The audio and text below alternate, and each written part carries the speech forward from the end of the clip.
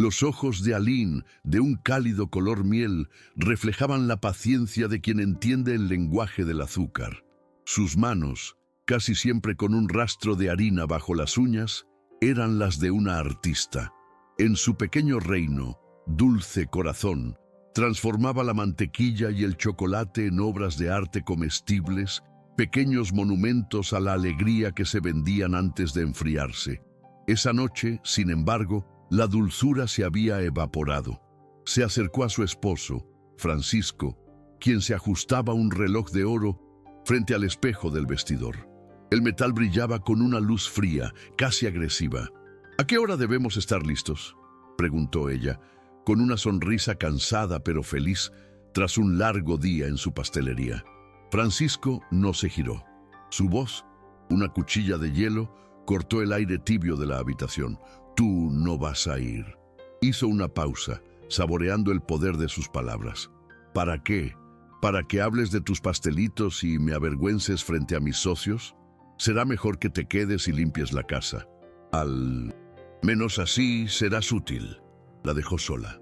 El eco de su desprecio llenó el silencio.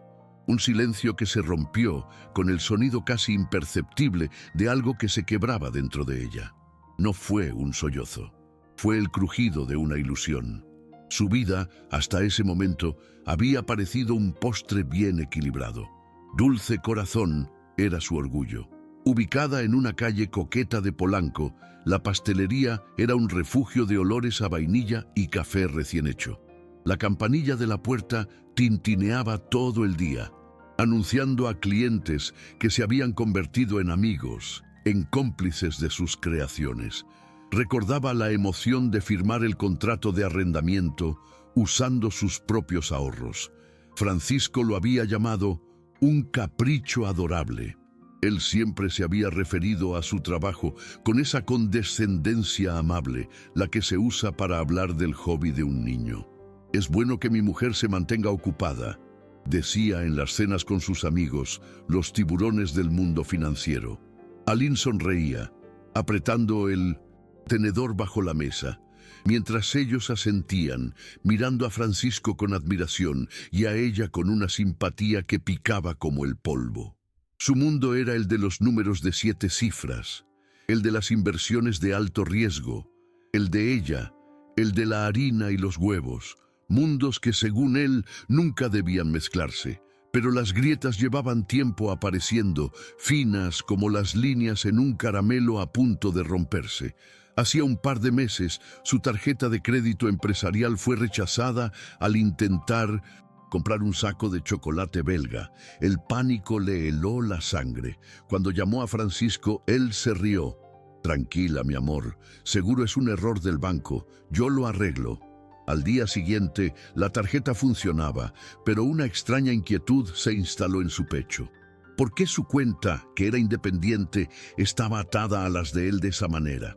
Él evadió la pregunta con un beso en la frente y un «no te preocupes por cosas de hombres». Luego vinieron las noches en vela. Se despertaba con el corazón acelerado, una ansiedad sin nombre que le oprimía la garganta.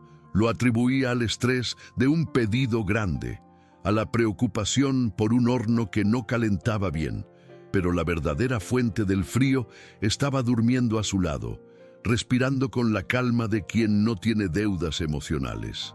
Sus amigos también habían empezado a distanciarse.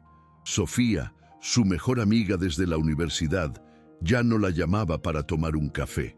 Sus conversaciones se volvieron cortas, extrañamente formales. Un día, Aline la confrontó. ¿Pasa algo, Sophie? La respuesta fue una evasiva dolorosa. «No, es solo que Francisco a veces puede ser intenso, es complicado». Aline no quiso entender.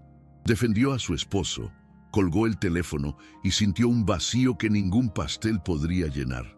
Estaba perdiendo su red de apoyo, pieza por pieza, y ni siquiera se daba cuenta de que era él quien sostenía las tijeras. Él controlaba la narrativa de sus vidas. Si ella lograba una reseña espectacular en una revista gastronómica, él lo Celebraba diciendo: «Le di el capital inicial para que jugara a la empresaria. Miren qué bien le salió». La convertía en un accesorio de su propio éxito, una anécdota encantadora en la biografía del gran Francisco. Y ella, por amor, por costumbre, por miedo a la confrontación, lo permitía. Creía que mantener la paz era más importante que reclamar su lugar. Creía que podía manejarlo, que su amor era más fuerte que esas pequeñas humillaciones, que el éxito de Dulce Corazón hablaba por sí mismo, aunque él se negara a escucharlo. Se convenció a sí misma de que esos incidentes eran solo nubes pasajeras en un cielo mayormente despejado. Pero esa noche, parada en medio del vestidor, la tormenta finalmente se desató. No había nubes, solo un rayo que lo había partido todo en dos. La mujer que le devolvía el reflejo en el espejo tenía los ojos de una extraña. La sonrisa cansada se había desvanecido, reemplazada por una quietud helada. La calidez se había convertido en una brasa latente. Francisco creía que la había dejado limpiando la casa, reducida a la utilidad que él le había asignado. No sabía que en ese preciso instante lo que Aline estaba empezando a limpiar era su propia vida, y lo haría de la única forma que sabía, con precisión, con arte y con una furia silenciosa que, como el azúcar llevada al punto exacto de calor, podía convertirse en algo hermoso o en un arma mortal. La reina del azúcar estaba a punto de reclamar su trono. Las palabras de Francisco quedaron suspendidas en el aire, pesadas y tóxicas como un gas invisible. Por un instante el mundo de Aline se detuvo. El sonido rítmico del reloj de oro en la muñeca de su esposo pareció amplificarse. Cada tic-tac, un martillazo contra el frágil cristal de su autoestima. No lloró, no gritó. Una extraña calma, fría y afilada, se apoderó de ella. Sus manos, que minutos antes estaban tibias por el recuerdo del calor del horno, ahora se sentían como trozos de hielo. Sintió el peso en el pecho, no como una opresión, sino como si algo pesado y sólido se estuviera formando en su interior. Una perla de rabia pura, nacida de años de arena y fricción. Él se fue sin una segunda mirada, dejando tras de sí un vacío que olía a su costosa colonia y a su desprecio. Aline se quedó inmóvil, mirando el espacio que él acababa de ocupar. Vio su propio reflejo en el espejo del vestidor. Vio a la mujer que él describió, la pastelera, la del capricho adorable, la inútil, pero detrás de esos ojos color miel, algo más. La miraba de vuelta, una chispa, una memoria de quién era antes de él, antes de que su mundo se encogiera para caber en la sombra de su ego. Las lágrimas llegaron entonces, pero no eran de tristeza, eran calientes, furiosas, un torrente que no buscaba consuelo, sino limpieza. Cada lágrima era una pequeña humillación recordada, las sonrisas condescendientes de sus amigos, los comentarios sobre su hobby, las veces que él tomó crédito por su éxito. Se secó el rostro con el dorso de la mano, y la mujer en el espejo ya no parecía una víctima, parecía una estratega. Con una determinación que no sabía que poseía, caminó hacia el fondo de su armario. Pasó los vestidos de flores y los delantales manchados de chocolate. Empujó una sección de ropa que rara vez usaba y presionó una parte discreta de la pared. Un panel falso se abrió con un suave clic, revelando una pequeña caja fuerte digital. Sus dedos no temblaron al teclear la combinación, la fecha de nacimiento de su abuela. Dentro no había joyas ni dinero en efectivo. Había una carpeta de cuero y una sola llave. Abrió la carpeta. En su interior, perfectamente organizados, estaban los documentos del fideicomiso que su abuela, Matilde Rivera, la legendaria fundadora de la cadena de hoteles más prestigiosa de México, le había dejado. Un fideicomiso del que Francisco sabía, pero cuyos detalles y magnitud había subestimado deliberadamente. Él creía que era una pequeña red de seguridad. No sabía que era un arsenal. Tomó su celular. Su primera llamada fue a una boutique exclusiva que solo atendía con cita previa. «Soy Aline Rivera», dijo, usando su apellido de soltera por primera vez en años. Su voz sonaba diferente, más profunda, con un filo de acero. «Necesito un vestido para esta noche, algo inolvidable. Estaré allí en 20 minutos». Una hora después, una mujer completamente diferente salió de la boutique. El vestido era de un verde esmeralda profundo, un color que evocaba poder, dinero y veneno. Se ceñía a su cuerpo no como una prenda, sino como una armadura. Alrededor de su cuello, un collar de diamantes que había estado guardado en una caja de seguridad del banco, abierta con la llave de la caja fuerte, brillaba con una luz fría y furiosa. No era una joya, era un arma. Un auto de lujo, solicitado con la segunda llamada, la esperaba. Durante el trayecto hacia la fiesta, las luces de Polanco se desdibujaban tras la ventanilla. No sentía nervios, solo una claridad helada. Recordó una frase de su abuela: «Nunca empieces una pelea, mi niña, pero si alguien te empuja, asegúrate de terminarla con tal elegancia que nunca se atrevan a volver a mirarte a los ojos». Esta noche iba a honrar su memoria. El auto se detuvo frente al imponente edificio donde se celebraba el evento. La música y las risas se derramaban hacia la calle como una invitación a un mundo que hasta ahora solo había visitado como un fantasma. Respiró hondo. Cada paso desde la acera hasta la entrada del salón fue una declaración.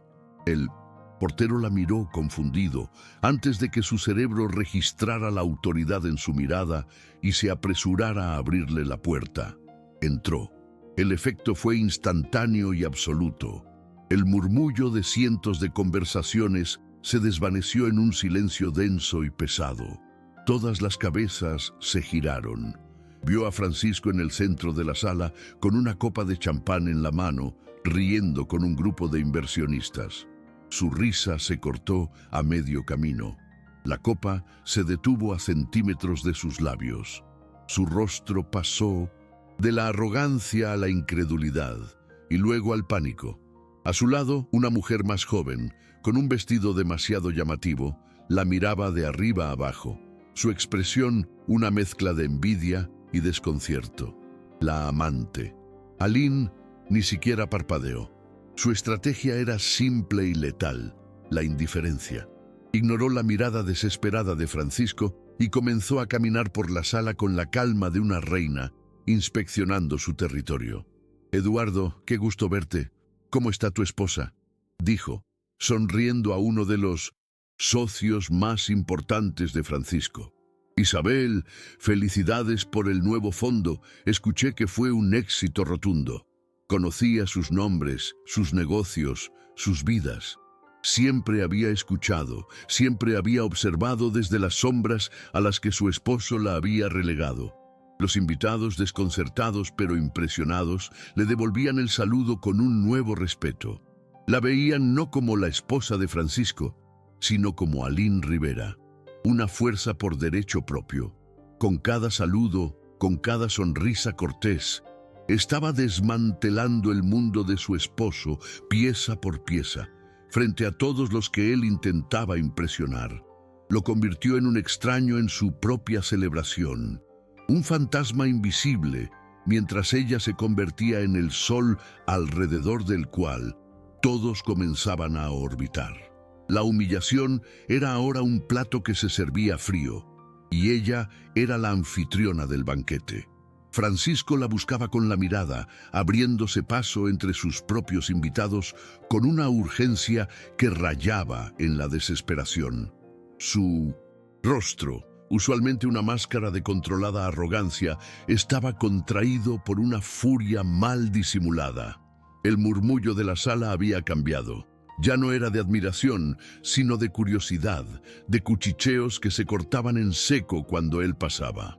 Era un depredador herido en su propia jungla y el olor de su debilidad comenzaba a atraer a los carroñeros. La encontró cerca del gran ventanal que daba a la ciudad iluminada. Aline no miraba las luces. Estaba conversando tranquilamente con Isabel, la esposa de uno de los banqueros más influyentes, ambas sonriendo. Parecía una diosa tallada en esmeralda y hielo, completamente ajena al caos que había provocado. Francisco no esperó. La tomó del brazo, su agarre más fuerte de lo necesario. Su voz fue un siseo venenoso, audible solo para ella. ¿Qué demonios crees que estás haciendo? Aline no retrocedió, ni un centímetro. Se giró lentamente hacia él y la sonrisa que le dedicó no llegó a sus ojos. Eran dos pozos de miel helada. Yo solo estoy poniéndome al día con viejos amigos, querido. Algo que tú nunca me permitiste hacer. Retiró su brazo de la mano de él con una delicadeza que era en sí misma una bofetada. El rostro de Francisco se tiñó de un rojo profundo. La humillación pública era el único pecado imperdonable en su código. Esto se acaba ahora mismo. Te vas a casa. Fue entonces cuando ella lo hizo. Con un movimiento fluido, casi coreografiado, tomó una copa de champán de la bandeja de un mesero que pasaba. La sostuvo en minucientos y que alto, el líquido dorado brillando bajo las luces del candelabro. Chocó suavemente su copa contra la de él, que él aún sostenía con la mano temblorosa. El tintineo cristalino fue agudo, un sonido que pareció cortar el aire y capturar la atención de todos los que estaban cerca. Elevó la voz, lo justo para que el círculo más cercano la escuchara, sabiendo que el eco haría el resto. «Queridos amigos», comenzó. Su tono era cálido, casi festivo, una contradicción escalofriante con la mirada que le dirigía a su esposo. «Un brindis por mi esposo, Francisco». Hizo una pausa, dejando que las miradas se centraran en ellos. El centro de un huracán silencioso. «Un hombre tan brillante», continuó, saboreando cada palabra, «que logró construir un imperio de inversiones». Otra pausa. «Letal, con cada centavo del fondo fiduciario que mi abuela, Matilde Rivera, la fundadora de la cadena de hoteles más grande de México, me dejó a mí». El silencio que cayó sobre la fiesta no fue un silencio normal. Fue un vacío, una ausencia total de sonido que absorbió el aire de la sala. Las sonrisas se congelaron. Las copas se detuvieron a medio camino de los labios. Los ojos de los socios de Francisco, de sus rivales, de sus supuestos amigos, se abrieron como platos, pasando de Aline a él y de vuelta, conectando los puntos con una velocidad brutal. La historia de la abuela de Aline era una leyenda en estos círculos, pero nadie había hecho la conexión. Hasta ahora, la fiesta no terminó, se desintegró. El primero en moverse fue Eduardo, el socio principal, quien miró a Francisco con una expresión de puro desprecio. Dejó su copa en una mesa y se marchó sin decir una palabra. Su esposa lo siguió, no sin antes dirigirle a Aline una mirada de solidaridad casi imperceptible. Fue el principio de un éxodo silencioso y brutal. Uno por uno, los pilares del mundo de Francisco se derrumbaron. Se alejaban de él como si tuviera una enfermedad contagiosa, susurrando en sus celulares, cancelando reuniones futuras, rompiendo alianzas que habían tardado años en construirse. La amante, la joven del vestido llamativo, comprendió la situación con la rapidez de quien sabe reconocer un barco que se hunde. Su rostro palideció. Sin una sola mirada a Francisco, se mezcló con la multitud y desapareció. El rey estaba desnudo, y nadie quería estar cerca cuando la tormenta finalmente rompiera. En menos de 5 minutos, Francisco se quedó solo en medio de un salón que se vaciaba. El epicentro del desastre social que ella había diseñado con la misma precisión con la que decoraba un pastel de bodas. Él la miró, su rostro una mezcla destrozada de incredulidad, rabia y, por primera vez, miedo. Un miedo puro y absoluto. Aline simplemente lo observó por un instante, sin odio, sin triunfo, solo con una finalidad helada, como quien cierra un libro que ya ha terminado de leer. Dejó su copa aún llena sobre una mesa. Luego se dio la vuelta y caminó hacia la salida. Su espalda recta, su paso firme. No encorría, no huía. Estaba ejecutando una conclusión. Cada paso era la firma en un contrato de divorcio emocional que acababa de ejecutar en público. Al cruzar el umbral de la puerta, no miró hacia atrás. El sonido de su propio poder era mucho más dulce que el del imperio de su esposo derrumbándose a sus espaldas. Por primera vez en años, el aire de la noche de la Ciudad de México le pareció limpio. Respiró hondo. Era libre. 2 años después, el aire ya no olía solo a vainilla y chocolate. Olía a éxito. Aline no estaba en la pequeña y coqueta tienda de Polanco, sino en el corazón de su nuevo imperio. Dulce Corazón Atelier, una nave de diseño minimalista en la colonia Roma, con paredes de cristal y acero que dejaban ver una cocina de producción que parecía un laboratorio de arte. Ya no era una tienda, era una marca. Sus manos, aún con ese rastro casi imperceptible de harina bajo las uñas, ahora firmaban contratos de exportación. El mensaje de texto de Eduardo, el viejo socio de Francisco, no había sido solo una oferta, fue una alianza. Vio en ella lo que su abuela siempre supo, que Aline no solo tenía talento para el azúcar, sino para los negocios. El instinto para equilibrar sabores era el mismo que necesitaba para equilibrar un plan de expansión. Una mañana, mientras supervisaba una nueva línea de chocolates para una cadena de hoteles de lujo en Nueva York, uno de sus jóvenes chefs le preguntó: «Jefa, ¿cómo supo que esta combinación de chile y maracuyá funcionaría?» Aline sonrió, una sonrisa genuina que ahora le llegaba a los ojos sin esfuerzo. Recordó por un instante la voz de Francisco, fría y cortante. «¿Para qué? ¿Para que hables de tus pastelitos?» La memoria ya no dolía. Era solo un eco lejano, el fantasma de una vida que no le pertenecía. «Porque a veces», le respondió al chef, «los sabores más inesperados, los que parecen un error, crean la combinación perfecta.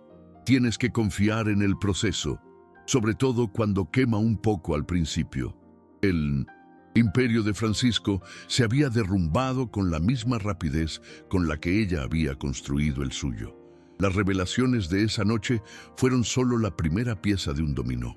Los socios lo abandonaron. Las auditorías descubrieron años de fraudes y deudas ocultas tras una fachada de éxito.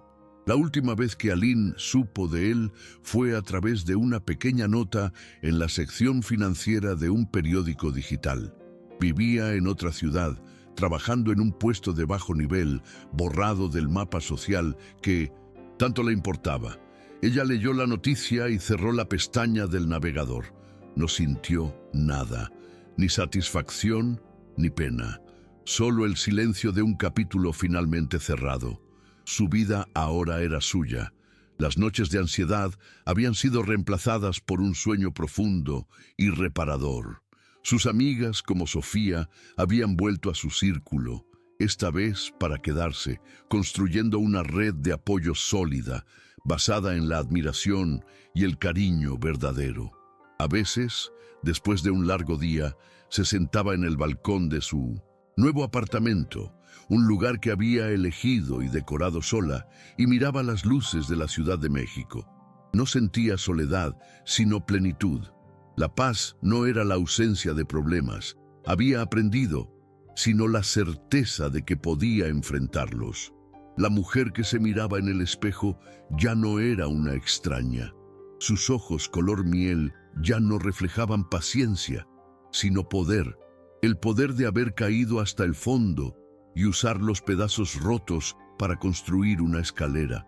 La humillación que casi la destruye se había convertido en el combustible de su renacimiento.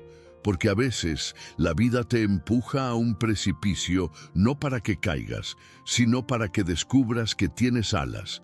A veces, perderlo todo es la única manera de encontrar lo que realmente importa.